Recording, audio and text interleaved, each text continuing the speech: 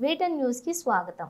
మంచిర్యాల జిల్లా బెల్లంపల్లి పట్టణంలో గత నెల 29న రాత్రి బెల్లంపల్లి కాల్టెక్స్ ఏరియాలోని గల సానా శ్రవణ్ అనే వ్యక్తి ఇంట్లో తలుపులు పగలగొట్టి ఇంట్లోకి చొరబడి 11 తులాలన్నర బంగారం, 1 కిలో వెండి విగ్రహాలు, అలాగే 20,000 నగదు, అలాగే శ్రవణ్ ఇంటి చుట్టుపక్కల ఉన్నటువంటి 4 బైకులను దొంగలించారు.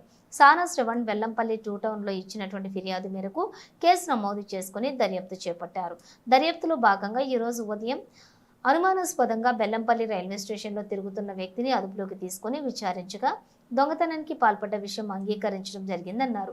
ఇటు విషయంలో ఈరోజు సిఐ కార్యాలయంలో ఏర్పాటు చేసిన విలేకరుల సమావేశంలో ఏసీపీ మాట్లాడుతూ గత నెల 29 రాత్రి దొంగతనానికి పాల్పడ్డ వ్యక్తి, అతని పేరు గజానంద్ పార్తి, కాసేరా గ్రామం, గుణ జిల్లా, మధ్యప్రదేశ్ రాష్ట్రంగా అంగీకరించాడన్నారు. అతని వద్ద నుంచి 4 బైకులు స్వాధీనం చేసుకున్నట్లుగా ఏసీపీ వెల్లడించారు. ఇతన్ని రిమాండ్కు పంపించినట్లుగా తెలిపారు. త్వరలోనే మిగిలిన వారిని కూడా పట్టుకుంటామన్నారు. ఇటు కేసులో ఎంతో చక్కగా చాకచక్యంగా ఛేదించి నిందితుడిని పట్టుకున్న rural CA Afzaluddin, Bellampalli 2 town SI Mahender, Tallagirijala SI Ramesh, Nennela SI Prasad, వారి సిబ్బందిని బెల్లంపల్లి ఏసీపీ అభినందించారు.